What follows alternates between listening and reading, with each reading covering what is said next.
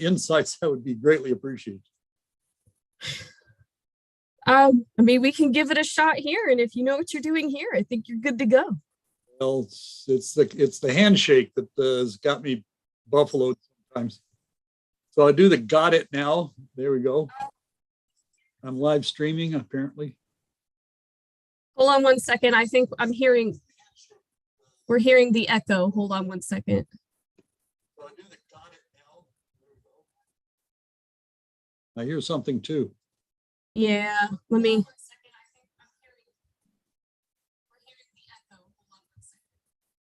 Okay, I've turned off the echo, I think. How did you do that in case this other guy that doesn't have a clue? Oh, what I did. Oh, I'm sorry.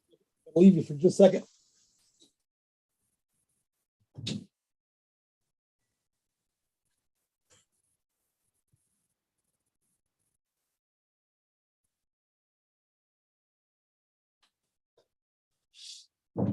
I presume you can edit all this stuff out, right?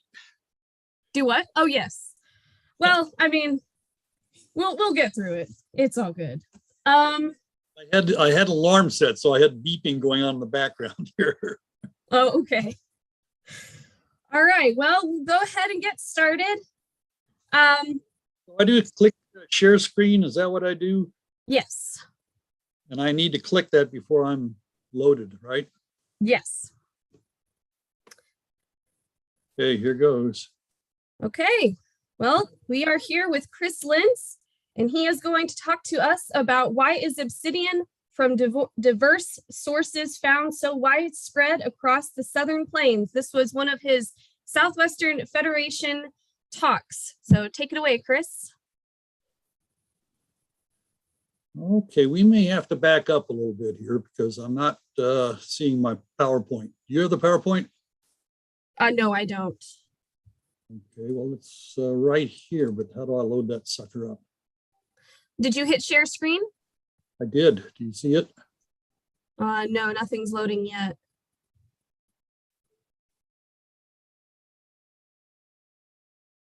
Well, I have it on my screen right now. Okay, it may take it a minute. Let's give it a few minutes. Share screen again. Yeah, you could try that.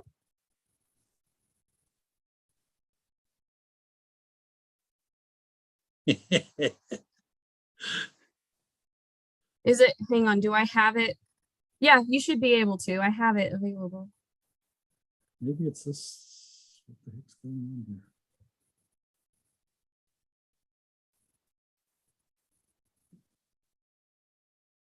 Huh. I still have your picture on the number 1 here.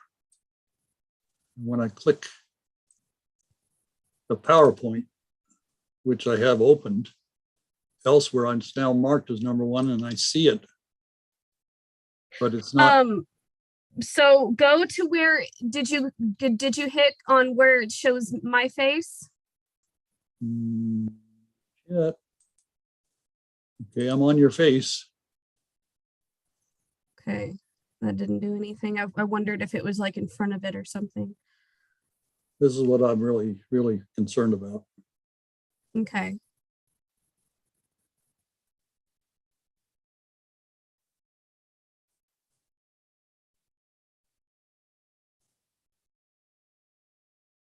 Oh, something's happening. How did I do? What did I do there? What I did. Okay. I guess go to your Southern Plains Obsidian folder. Okay. You see that? I can't see the presentation. Let me do slideshow from beginning. I'm getting a please move this window away from the shared application. Okay, press OK on that one. Sharing screen is paused. Okay. Yeah, because it's just showing me the top of your toolbar.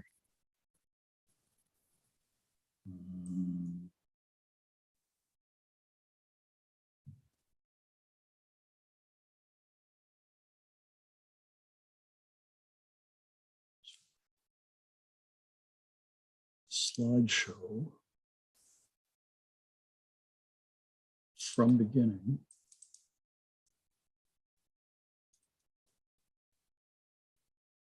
Use presenter view. Maybe that's it.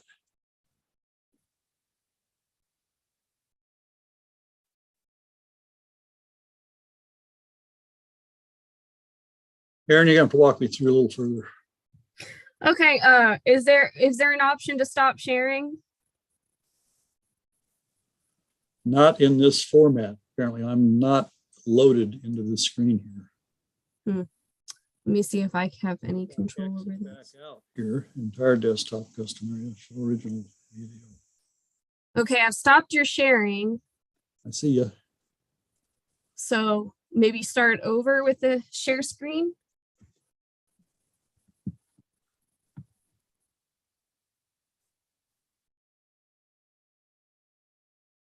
Oh, this looks promising.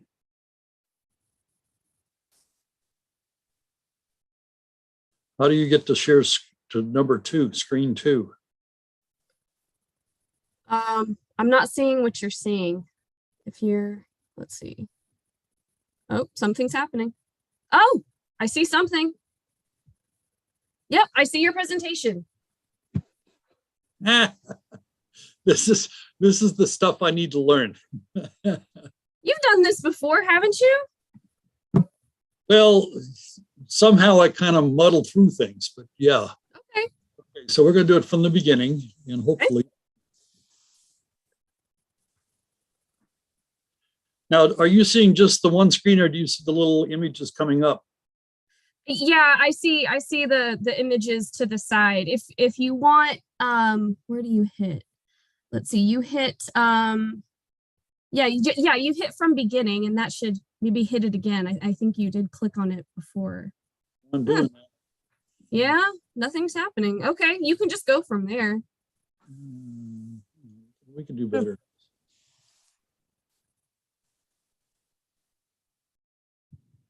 Yeah, slideshow. I don't know why it's not letting you go from beginning. Okay, all right. Slideshow.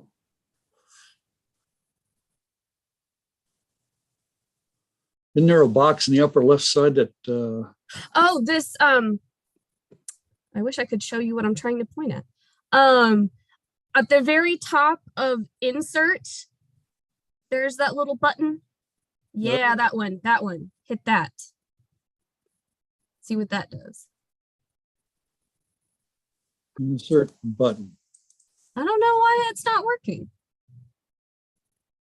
I thought you were the Grand Master who's going to walk me through all this stuff. If that's not working, I don't know what's wrong.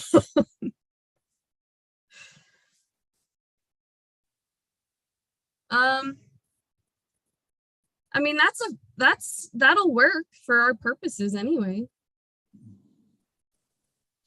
You can still move through the slides, right? Oh yeah, there's no doubt I can move through the slides. I'd just like to get rid of that left column of slides. Click on hide slide. See what that does? Oh, never mind. Well, wait a minute. Interesting. It fades out, the one that's right. Fades out. Home, current slide from beginning, file. Usually it was like slideshow begin or something. Yeah. Well, I mean, you're clicking the right button. It's just not listening to you. And I don't know how to fix that. Can't wait to get to the one on Thursday night then. Okay. Let's go. You want to do another introduction? Yeah, my show is okay. I can't see it myself, but do what?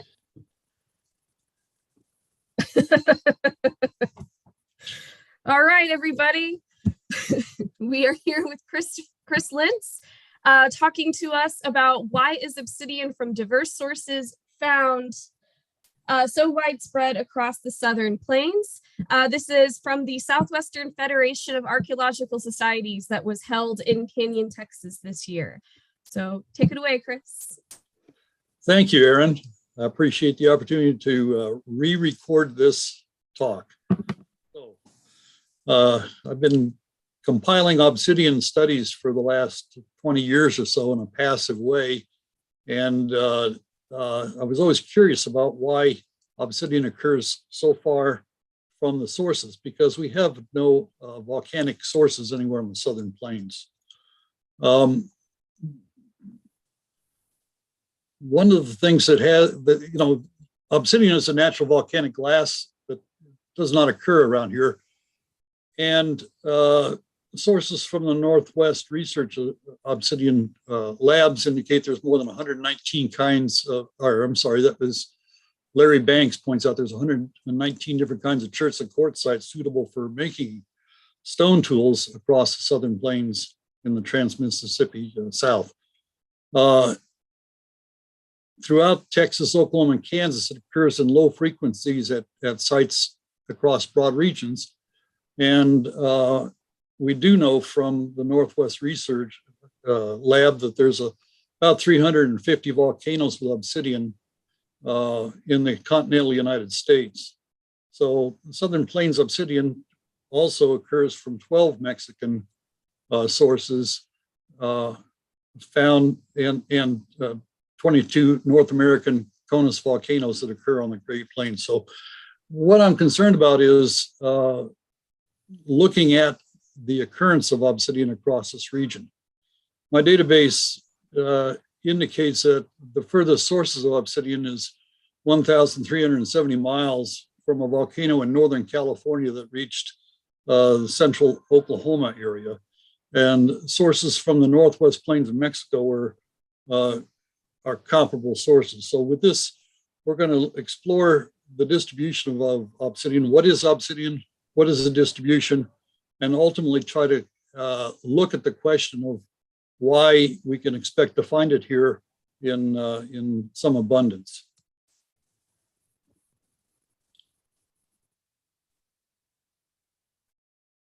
Particularly focusing on the Texas, Oklahoma, and Kansas locations.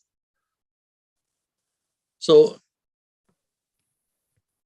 obsidian is usually found as a black nodule. It's a rhyolitic silica-rich volcanic rock that usually occurs as nodules. And what I'm showing here is the range of colors that we typically find. Most are black, but there are other varieties, as you can see. The most common are snowflake, red mahogany, orange mahogany, black sources. Rare types are gold fleck, obsidian, and rainbow is from California. The blue obsidian occurs actually in Greece, so don't expect to find any here in North America. Question comes up: how common is obsidian? And what we know is to answer this question, we look at the alabates that occur, the obsidian that occurs near the Alabates flint quarries at Alabates Ruin 28. There are two excavation areas that were excavated between 1938 and 41 at Alabates Ruin 28. Unit 1 encompassed 145 10 by 10 foot squares and found 22 rooms buried within a 6-foot tall mound. The southern area, 150 feet away, has 439 10 by 10 foot sections with more than 31 other structures around here. Scott Brasowski's dissertation made an estimate of the number of obsidian from the site based on materials from the Panhandle Plains Historical Museum. And he estimates there's 6,000 pieces of obsidian weighing about 26 pounds, a little over 26 pounds. Total of 39 artifacts, mostly manufacturing debris with a few projectile points. And the vast majority of these were that he sourced, that is 38 specimens, were from the Jemez Mountains, plus one from El Rochulios, which is also from the northern source of Jemez Mountains. So if Alabates is so, chert is so readily available, it's 1 mile away from the site, and most likely is the site that controlled the excavations, then if we are getting about 26 pounds and assuming that we have a village that's occupied for 50 years even, most likely it's more than 100 years, because the early houses were converted to a mound with another house on top, then we can expect to find about a half a pound of obsidian coming to the site each year, which is not a terrible amount of material.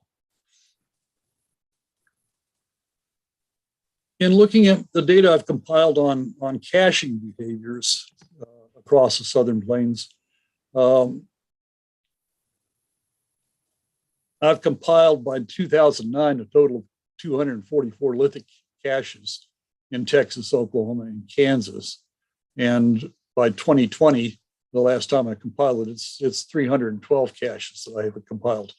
But of these, there's only 3 that have produced any obsidian at all. There's no obsidian as occurring as pure cache material, but we're finding 1 or so pieces of obsidian in 3 separate caches that are in the Oklahoma and Texas Panhandle areas. So the stuff is not coming in a commercial manner into Texas in great abundance. Most likely it's just a piece or 2 that arrive to the local area.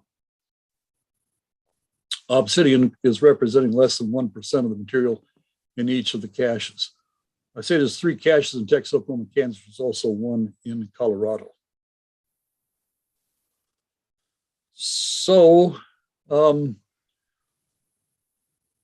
my database right now consists of a little over 1,600 pieces of obsidian in the areas I've indicated on the map, included Colorado and eastern New Mexico, and then the counties, the states that are off to the east, as well as in south of us in northern Mexico. We're going to set all those marked in yellow aside and really just talk about the 1,153 pieces from Texas, Oklahoma, and Kansas, and the sources that these material come from. Okay. From the continental United States, again, we have 1,573 pieces, about 97% from the volcanoes in the western United States, and 40 pieces of obsidian from Mexican sources, or about 2%.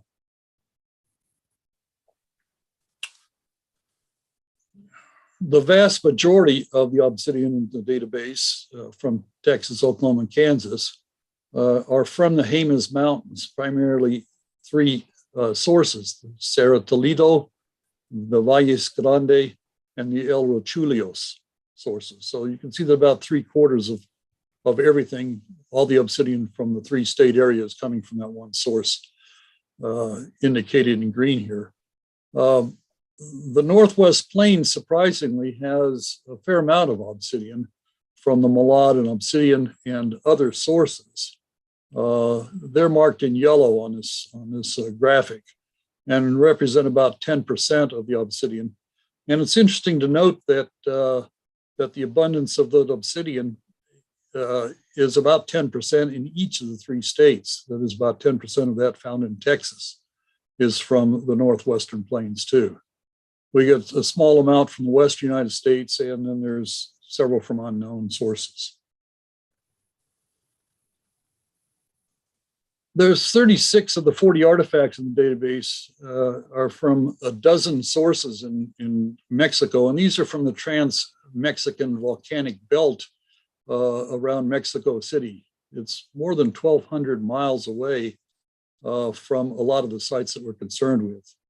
And in the Trans-Mexican Volcanic Belt, we have more than 50 obsidian sources, of which 11 of them are contributing obsidian to the Kansas, Oklahoma, Texas, Southern Plains region.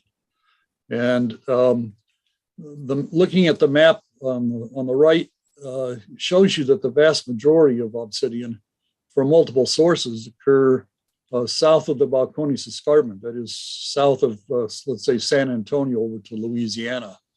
The one artifact in far west Texas, Trans-Pecos, Texas, is actually a piece of obsidian from a source that is almost immediately across the border. So it's not traveling terribly far to reach that one location. We do have one piece of obsidian reported from spiral mounds in eastern Oklahoma, and that is an end scraper from spiral mounds. And it's kind of strange in that spiral is a caddo and mound site with lavish carved shell goods and copper ornaments and a lot of exotic materials. It was dug by the Pokla Mining Company in the late 1920s. And it's unusual that this one piece of obsidian would be a lowly end scraper occurring that far north. It's quite a ways north of everything else we're finding, except for a few in Kansas and one in New Mexico. So I think that the one from Spiral Mounds, it was reported in the collections at Smithsonian Institution, but it's been acquired through nefarious sources. We don't know for sure what the context or provenience is. And from my way of thinking and looking at the patterns, that it's entirely possible that this was a souvenir picked up by someone in the 20s and 30s that ultimately got attributed to Spiral. And I don't have a strong feeling that it's actually coming from that location.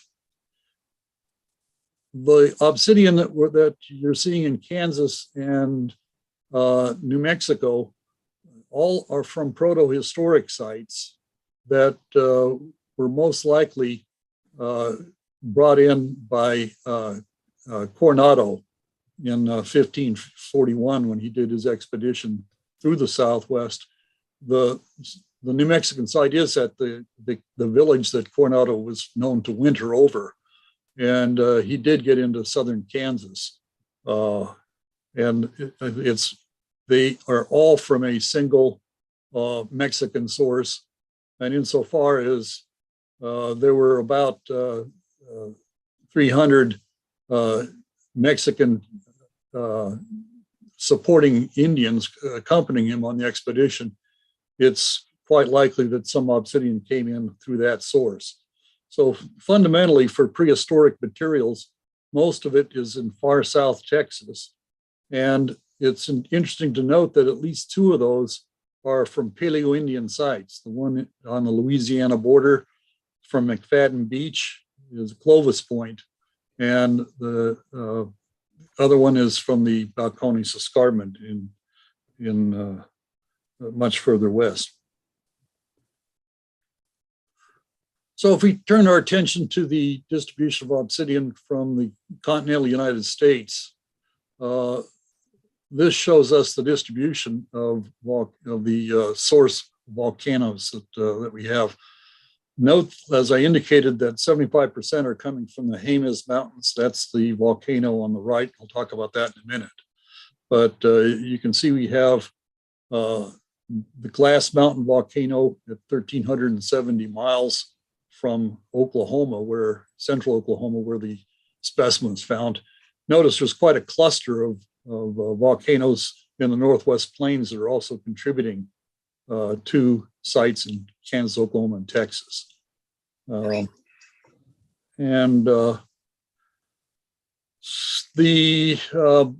black squares are obsidian sources that occur in my database, but outside of the Kansas, Oklahoma, and Texas region. I just wanted to clarify that.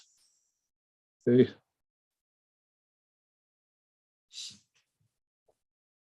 So if we consider these sources, we can divide it up into the Northwest Plains, the Western United States, including Utah, Nevada, and California, and then the Southwest sources.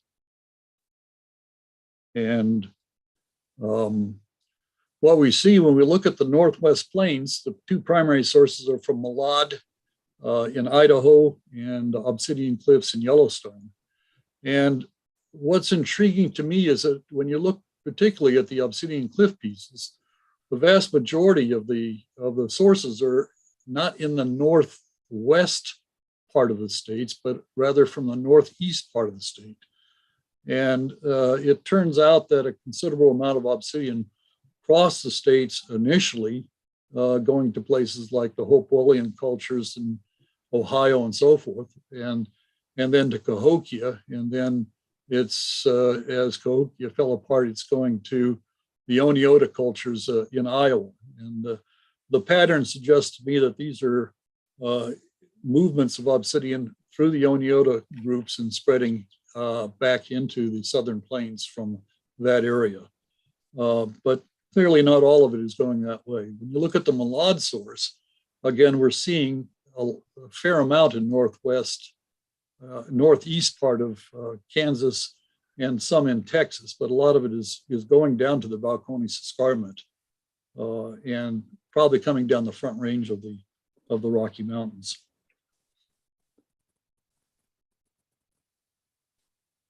The minor sources of obsidian from Northwest Plains, the Owyhee, Bear Gulch, Fish Creek, and Wright Creek are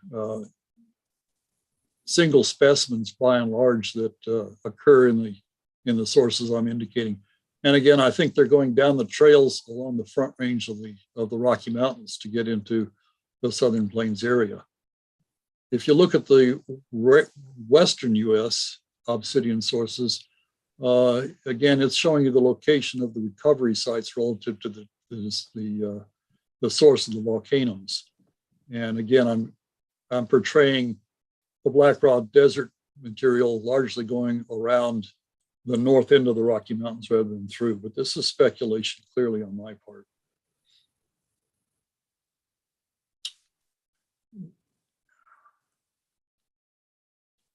If we look at the southwestern source of obsidian, particularly the non-Jemez Mountain varieties, we can see that we've got a multitude of different patterns coming into the area.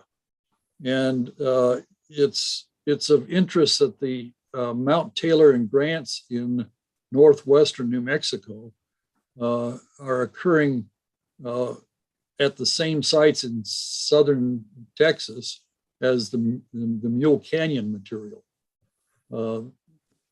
We do also want you to note that we do not have a single piece of these minor obsidian occurrences occurring anywhere in Kansas, at least that I've been able to locate. The obsidian that occurs in the Oklahoma Panhandle in particular is very likely occurring along the Taos Trail to the Great Salt Plains in northwest Oklahoma and are stopping along the way.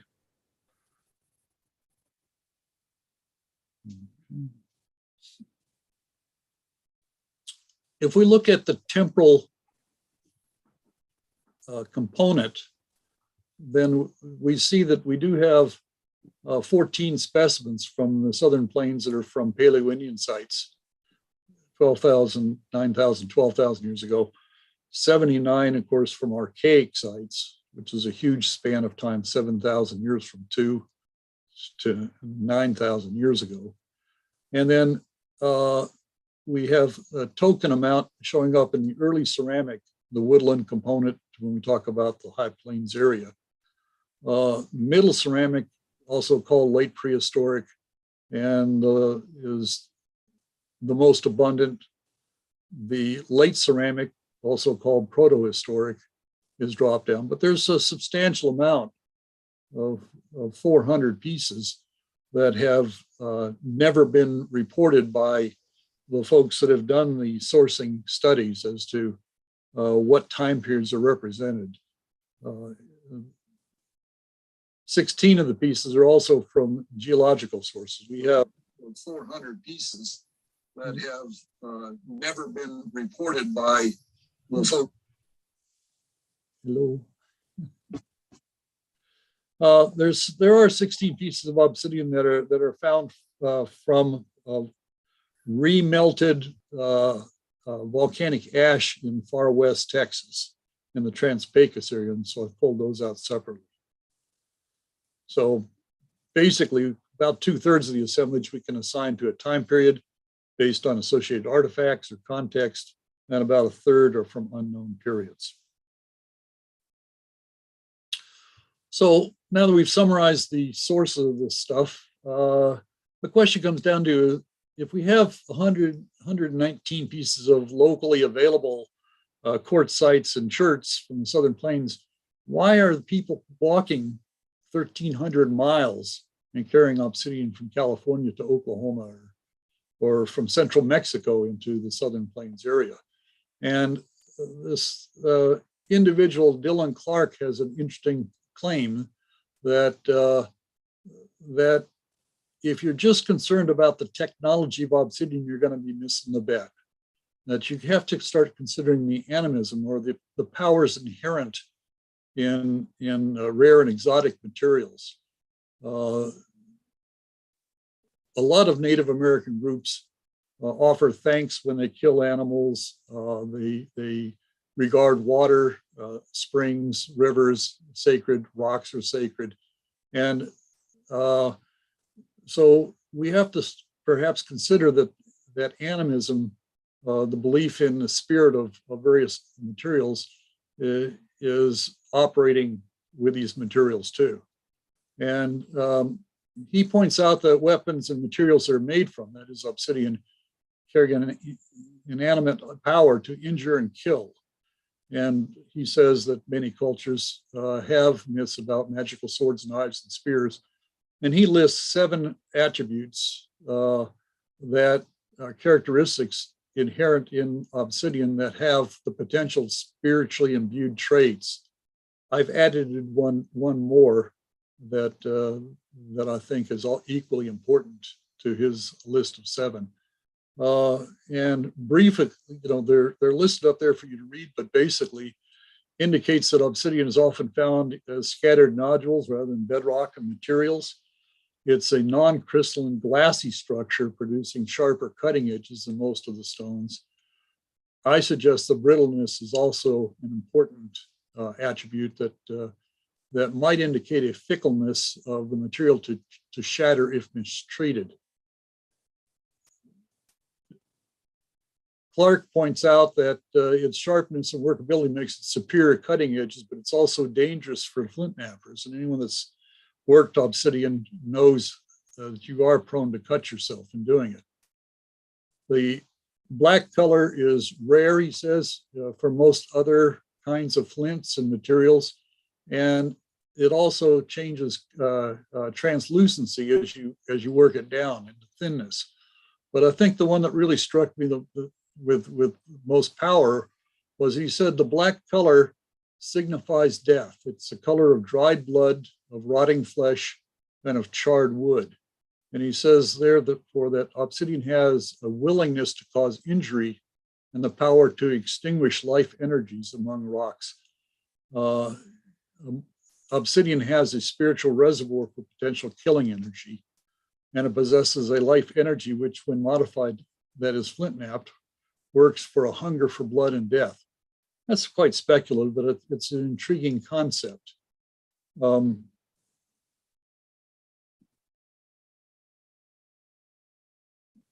support this notion, he looks at the obsidian found at the El Paso Phase Cottonwood Creek site in New Mexico. And he shows that obsidian among debitage accounts for only 1% of the lithic assemblages, but among projectile points, that is the objects used to kill animals, they constitute 21% of all projectile points. And so the disparity between the scarcity of obsidian in manufacturing debris versus the killing implements, he attributes to the animism or the spirituality of the rock itself that archaeologists really have a hard time understanding from a technological perspective. And I find that to be an intriguing concept to deal with. But how do I examine this method using my database? I don't have comparative material from all these different archaeological sites to calculate the proportion of lithic debris to finished points. But I decided if I looked at the kinds of materials in my database, then maybe I can get some insight into what's happening. So this here is the distribution of general obsidian sources by artifact type across the region. The first thing I want to be real clear about is that 560 specimens are not reported to artifact types. So there's almost half the assemblage you have to set aside as being unknown. But if we look at the other materials that we can attribute it to, it turns out that about 40% of the artifacts are manufactured debris, that is flakes or cores or unifacial material. And that's probably not surprising because it's not just manufacturing, but resharpening and fabricating materials that are going to leave the debris behind. But if we do look at the kind of formally shaped tools that are present, you'll see that 96 of the objects are arrow point, dart points, or unidentified projectiles that represent 8% of the total assemblage. And when we lump all other materials together, bifaces, corner tang knives, scrapers, drills, borers, that is represented by only a little over 3% of the material, or about 39 objects. So by and large, for people that are reporting the artifacts, projectile points do indeed seem to be more common than all other kinds of artifacts. But I'm also intrigued that I've got classes of artifacts that are pretty darn unique, and that is the effigy and cruciform artifact and obsidian pendants that I typically do not see represented in flint or chert or quartzite materials. So these are the materials that I'm talking about that are kind of unusual. The top three are items I consider to be pendants. Actually, the two from Beaver County, Oklahoma were classified as pendants, and you can see they're notched or have a stem with essentially their flakes going on. The one from Bowie County, Texas on the upper right is one that has not been identified previously as a pendant. And it is coming from Wyoming, Obsidian Cliff, Wyoming, but it maintains the general shape of material. And it's, in my way of thinking, if we think about the protective nature of obsidian, these might be amulets used to protect the person that was wearing these things from other kinds of danger that are affecting them. The lower two artifacts in these materials were identified as a scorpion effigy. I don't see the tail per se on it, but it was found by a professional archaeologist in the north side of Lake Texoma in Marshall County, and it's from Idaho. And it clearly is an effigy of some variety. And then we get this cruciform fragmentary artifact. Cruciforms are most commonly found in the El Paso region of Texas and in the lower part of the state. So to find something in west central Oklahoma that's in this form is also unusual and aberrant. So I'm thinking that these classes of artifacts are indicative of something that is a cut above or different than your traditional artifacts used for procuring everyday materials for subsistence. So in summary, the context of obsidian is considered within the study area of Texas and Kansas, 1,153 artifacts, of which about 35% or 400 of them have unknown cultural affiliations. Obsidian from 5 sources ranging from central Mexico and northwestern plains were found at 14 sites on the southern plains during Paleo-Indian period. And they include 2 Clovis points, both from Mexico. The Middle Ceramic period, or Archaic, and late prehistoric periods mostly are coming from the Jemez Mountains, the Jemez Mountain sources, and particularly the Cerro Tolito source from the Middle Ceramic period artifacts or late prehistoric period. The popularity of Jemez Mountain obsidian sources, when they are flourishing from the Jemez Mountains, they're blocking out the rare kinds of obsidian from other Arizona and New Mexico, southern New Mexico sources during the Middle Ceramic period.